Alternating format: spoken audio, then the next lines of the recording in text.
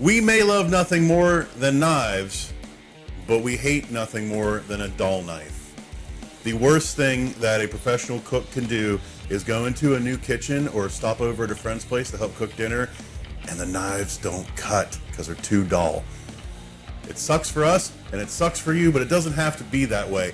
Sharpening knives might be daunting, but really it's a very simple process. Here's how you do it. First and foremost, make sure you're using your steel to hone your knife before and after every use. And what you're going to look for in this is the same angle that we're going to sharpen the knife, which we'll go over here in just a second. And personally, you probably want to learn to push the knife away from you. I learned pulling it towards me. That's not, people aren't happy about that, but that's how it is. And we're looking at it for right around a 22 degree angle on this, and that is going to realign the molecules of the knife blade so that it stays sharp and cuts well. If after honing your knife, it's still not cutting well, it might be time to go to the stone. This here is a professional grade Tristone with an oil bath. This is very fancy. You can get it online for somewhere over $100, but you don't need to go that hardcore. This stone I've had my whole life, and you'll see some similarities. This is much smaller, of course, but they both have a coarse grit. Now the Tristone has 3, so it's got a medium grit before you get to your fine grit. This stone's more simple and it just has a coarse grit and a fine grit. This stone is perfectly acceptable for a smaller knife. This is only an 8-inch chef's knife and it would work just fine on here. You get into something longer, you might find it worth your time and money to invest in something like this Tristone.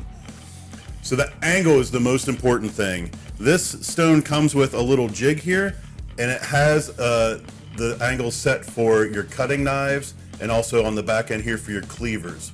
You're going to find that your sharper knives are going to go from 90, this is a 45 degree angle, down to right around a 20, 22, 23 degree angle, while your choppers are going to be more around like 35 degrees or so. The finer it is, the better it will cut, but also the easier it will be to chip. So choppers have a more blunt edge, but they're really breaking through the material, where the cutting knives are going to really slice through. And you'll notice the difference if you use each different knife.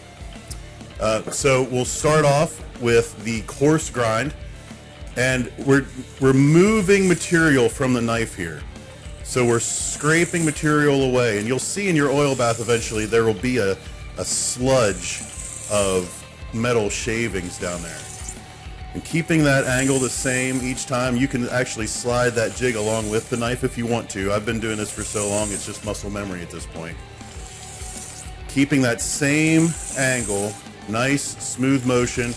And where it might get tricky is if the knife is flexing at the tip, you're going to need to adjust your grip and your angle of holding it to keep the edge against the stone the same way.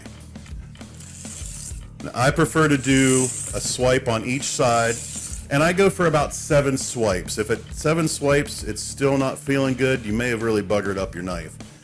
Once I'm starting to feel a nice edge on here, and I've done about 6, 7 swipes, I'm going to go ahead and transfer it to the medium grit. And now I should start to feel the difference because it's smoother, and I'm going to feel any subtle little burrs in the metal here. And just drag this along no more than 7 times. You'll get to know that sound really well too. And I'm also looking against the light, and I'm looking for any irregular shoulders, or maybe, you know, I plunged this into a chicken and bounced it off a bone and there's a little burr in there, but no, we're looking pretty good. And then finally, just to finish it all off on the smooth grit,